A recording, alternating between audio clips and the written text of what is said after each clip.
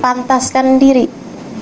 Sebab Allahnya sudah berjanji, at-thayyibatu lit-thayyibin, wat-thayyibuna lit-thayyibat. Perempuan baik-baik untuk laki-laki yang baik-baik, laki-laki yang baik-baik untuk perempuan yang baik-baik, perempuan yang tidak baik untuk laki-laki yang tidak baik, laki-laki yang tidak baik untuk perempuan yang tidak baik. Itu janji Allah Subhanahu wa taala dalam Al-Qur'an. Ustazah, saya ini perempuan baik-baik, kenapa suami saya tak baik? Ada yang tanya sama saya seperti itu. Saya bilang, bisa jadi suamimu belum baik, atau kamunya akan menjadi tidak baik. Jadi pilih mana satu yang kamu mau. Astagfirullah. Ya Allah. Saudaraku sekalian saya muliakan. Jadi seperti itu tuh masalahnya. Berusaha untuk itu. Dan jangan maksa. Sama Allah tuh jangan maksa. Ya Allah, karuniakan kepada saya jodoh dia itu ya Allah. Si Fulan bin Fulan. Ya Allah, kalau dia bukan jodoh saya ya Allah, carikan untuk saya seorang laki-laki yang rupanya mirip dia, yang akhlaknya mirip dia, yang ibadahnya mirip dia. Ya Allah, daripada susah-susah mending dia aja ya Allah.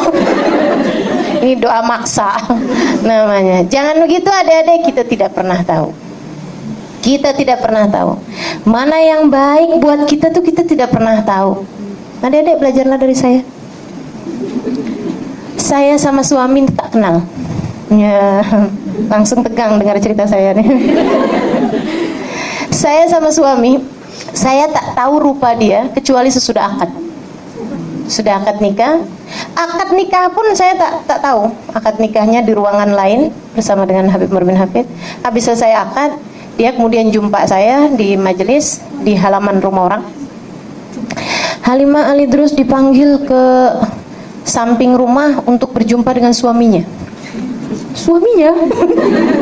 Ya Allah, kayak apa orangnya? Saya pun jumpa sama dia, kemudian saya salam sama dia, saya lihat, oh ini dia suami saya, oke. Oke, boleh. Jadi tak kenal. Makanya dia selalu cerita sama teman-temannya. Dia bilang, saya kawin kan, itu macam beli kucing dalam karung. Saya tak tahu Halimah itu punya hidung atau tak punya. Ya Allah. Saudaraku sekalian saya muliakan, jangan pernah turun standar, gitu ya. Jangan asal kita doanya, oh, penting ya Allah dikasih saya jodoh. Tetap minta kepada Allah Subhanahu wa taala.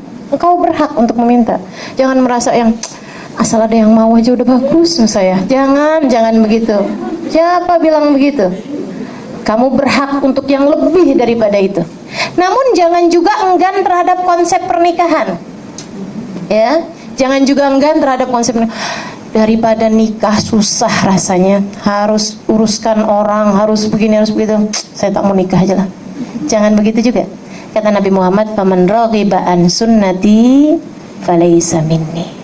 Siapa yang enggan terhadap sunnahku, maka dia bukan termasuk golonganku, dan nikah adalah sunnahku. Saudaraku sekalian yang saya muliakan, ingat ceritanya Julaibib? Atau pernah dengar cerita Julaibib? Tak pernah dengar? Oke, saya mau cerita. Ada dulu seorang sahabat Nabi Muhammad SAW. Jadi ada orang di Madinah, miskin, jelek, tak jelas siapa bapak ibunya, pendek, hitam,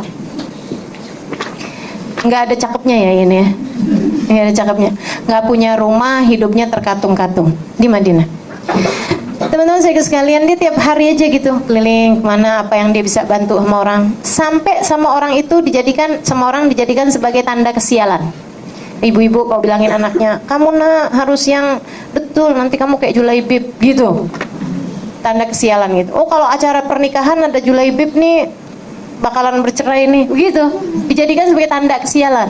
Kesian Julaibib, nggak punya rumah, nggak punya apa-apa, nggak punya siapa-siapa, orang tuanya nggak jelas siapa, itu ya, nggak punya nasab, nggak punya harta, nggak cakep pula gitu, jelek pula, hitam pula, bukan orang pandai juga. Masya Allah, luar biasa benar Allah kalau kasih hidup orang. Akhirnya kemudian satu hari datang baginda kita Nabi Muhammad hijrah ke Madinah. Dia pun beriman kepada Nabi. Bahagianya luar biasa hidup bersama dengan Nabi. Karena Nabi kan tak pandang bulu. Nabi tak lihat orang dari rupa, dari apa. Inna akramakum indallahi atqakum. Julaibib tak pernah dihalangkan dari soft awal. Kalau dia memang datang lebih awal, kenapa tak boleh? Kan begitu. Julaibib bahagia. Oh, tiap sholat soft yang paling terdepan. Dan Julaibib pun memutuskan untuk menjadi salah satu dari ahli soffah, orang yang tinggal di masjid Nabi Muhammad SAW. Jadi santri, jadi pelajarnya Nabi Muhammad dan 40-an orang. Satu hari Julaibib lagi merasa hidupnya berada di surga.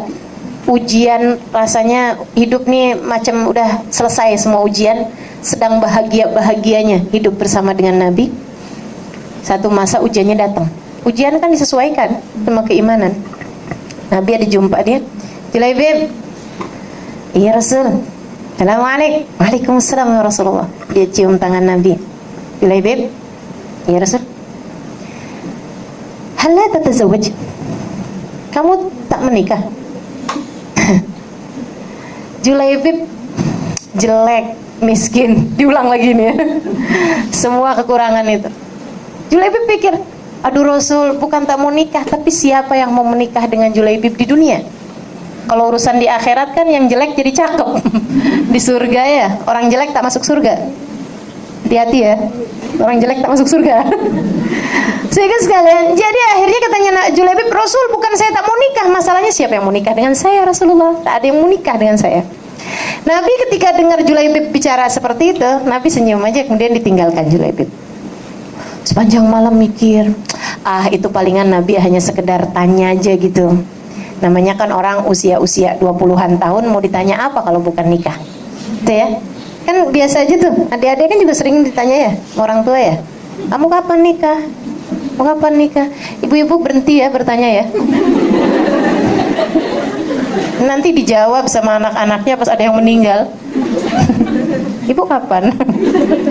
Kan nggak enak. Padahal kan urusan nikah, urusan mati kan sama aja. Ketentuannya Allah juga semuanya. Jadi akhirnya kemudian besok harinya Julaibib kemudian dipanggil sama Nabi Muhammad. Ini sengaja dipanggil. Kalau yang hari pertama tuh tak sengaja berjumpa. Yang hari kedua nih sengaja dipanggil. Julaibib, aina Julaibib, kata Nabi gitu, dipanggil Julaibib. Iya Rasul. Ya Julaibib, iya Rasul. Hal la tatazawwaj? Kata Nabi, kamu tak mau nikah? Kamu tak nikah?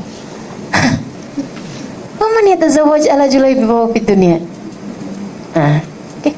Dah ditinggal lagi sama Nabi. Nabi kan gitu, tak memaksa, biarkan orang berpikir sendiri gitu. Jadi ibu-ibu tak payah paksa-paksa anak suruh nikah itu ya.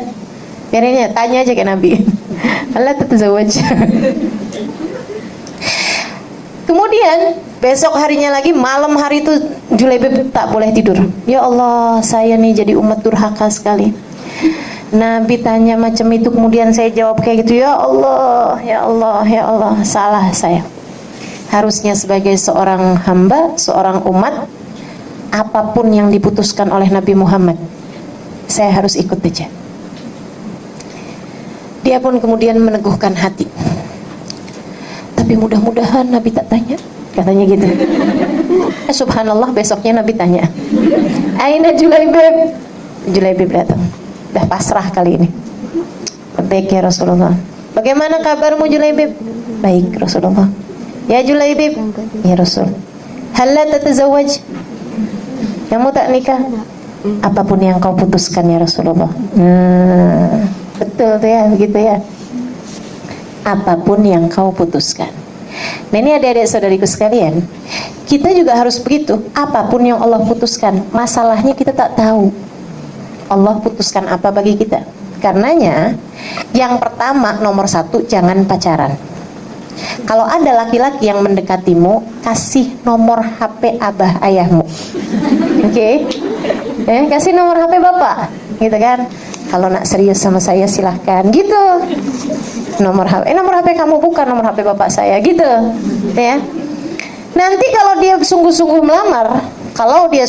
melamar, tanyalah kepada Allah Subhanahu wa taala yang Maha tahu. Inikah yang kau inginkan ya Allah? Beristikharahlah. Kalau istikharah hasilnya bagus, silahkan menikah. Kalau istikharah hasilnya jelek, jangan kemudian ulang lagi istikharah. Bukan gitu ya. Udah, kalau hasilnya jelek ya berarti jangan. Gitu ya. Saudaraku sekalian, macam Julaibib nih, apapun yang kau putuskan wahai Rasul. Nabi itu senyum. Maksud Nabi, begitu yang seharusnya kamu gitu. Yuk, Julaibib. Kemana Rasul? Kita lamar anak orang. Teman-teman saudaraku sekalian, Julaibib dibawa sama Nabi Muhammad ke rumah seorang perempuan cantik, tinggi, putih, kaya, pandai, anak seorang laki-laki yang terhormat dan ibu yang terhormat, dan berulang kali lamaran orang semua dia tolak. Orang-orang tuanya ini. Berapa banyak orang ditolak. Datang kemudian Nabi Muhammad melamar untuk Julaibib. Luar biasa ya ujian orang ya.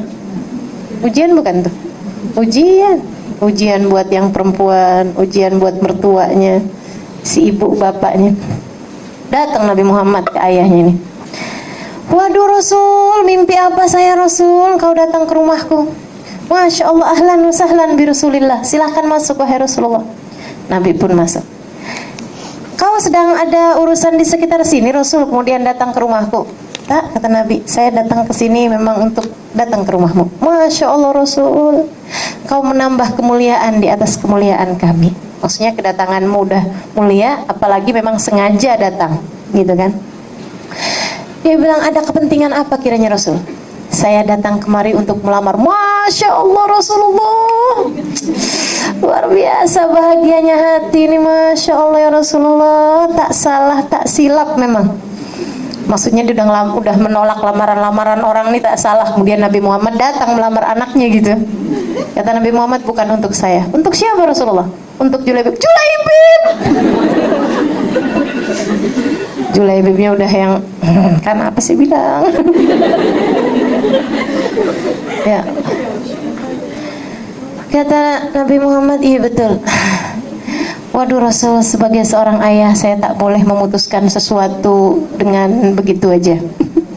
Saya harus diskusikan dengan anaknya, dengan ibunya. Silakan, kata Nabi Muhammad. Bingung dia. Masuk ke dalam, istrinya bilang, Bang, Rasulullah ya Bang? Iya. Rasulullah Bang, datang ke rumah kita Bang? Iya. Bang, mau apa Bang Rasulullah ke rumah kita Bang? Mau melamar. Masya Allah Bang, bukan buat Rasulullah. Buat siapa Bang? Julaibib. Ada. Ya Allah Bang, masa anak kita mau kawin sama Julaibib yang itu kan Bang? Hitam, jelek, kurus. Waduh, semua itu ya. Miskin, wah semuanya. Katanya dia, iya. Terus gimana nih Bang? Saya juga nggak tahu. Yaudah gini aja Bang, Abang nanti temuin Rasulullah, saya temuin belakang rumah yang kemarin lamar anak kita Bang. Jadi Abang bilang anak kita sudah dilamar sama yang sebelah, yang belakang. Ya benar juga ya. Yaudah, mereka lagi diskusi seperti itu, anaknya keluar, anak gadisnya. Dia bilang, sepertinya sedang bincang-bincang tentang saya. Kata ayah ibunya, iya betul nak. Emang kenapa ya? Itu Nabi Muhammad depan rumah melamar untukmu, tapi bukan buat Nabi. Buat siapa ya? Buat Julaibib. Oh, nggak terkejut, biasa aja. Kenapa? Beriman. Orang beriman tidak kagetan. Ayo coba liatin nih, dirinya kagetan apa enggak nih? Oh gitu. Terus apa keputusan ayah dan ibu? Ya janganlah nak, masa kamu kawin sama Julaibib? Oh, ayah, ibu, boleh nggak saya punya keputusan sendiri? Memang kamu punya keputusan yang berbeda? Iya. Apa keputusanmu? Dia bilang, kalau memang Nabi yang datang, bawa siapapun, saya tak akan lihat siapa yang dibawa sama Nabi. Saya hanya akan lihat yang membawanya. Nabi yang bawa. Saya baca dalam Al-Quran, wa makana li mu'minin wa la mu'minatin idza qadallahu wa rasuluhu lahumul amr an yakuna lahumul khiyarata min amrihim. Tidaklah layak bagi orang laki-laki ataupun perempuan yang beriman kepada Allah dan Rasulnya apabila Allah dan Rasulnya telah membuat keputusan untuk memiliki pilihan sendiri. Kalau udah Allah dan Rasulnya putuskan, jangan punya pilihan. Oh gitu, nah kamu serius? Iya ya. Ya udah kalau memang seperti itu. Tapi ini Julaibib kamu kenal kan? Takutnya keliru gitu ya. Iya. Udah akhirnya keluar. Kemudian Dia bilang, sudah kami rundingkan, saya, istri dan anak. Kemudian kami semua memutuskan untuk menerima lamaranmu. Tinggal Julaibib yang kok diterima, ini aneh sekali. Teman-teman saudaraku sekalian, itu Julaibib, gitu ya. Maka kita juga urusan jodoh itu seperti itu. Satu, tidak usah pakai pacar-pacaran. Dah, lepaskan. Tutup itu dari kamusmu. Jadi kalau ada ibunya bilang, kamu sih nggak pacaran, gimana mau menikah? Bilang, Bu, ibu tak hadir sih kemarin. Waktu kajian. Kata Ustazah Halimah tuh, Bu, tak payah pacaran, Bu. Jodoh akan datang tanpa harus pacaran. Gitu kan ya? Garam di gunung, garam di laut, asam di gunung. Salah juga. Garam di laut, asam di gunung. Oh, di darat. Terus kemudian gimana?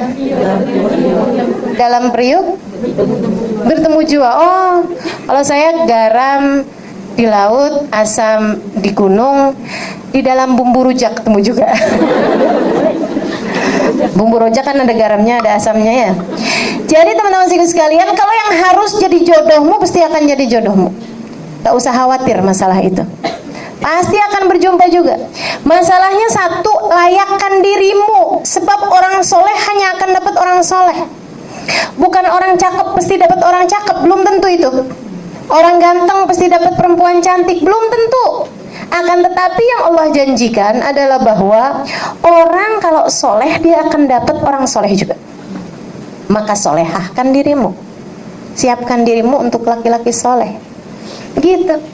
Kemudian begitu menikah, nah itu tadi, kalau ada yang melamar jangan langsung tolak atau jangan langsung terima, beristikharahlah.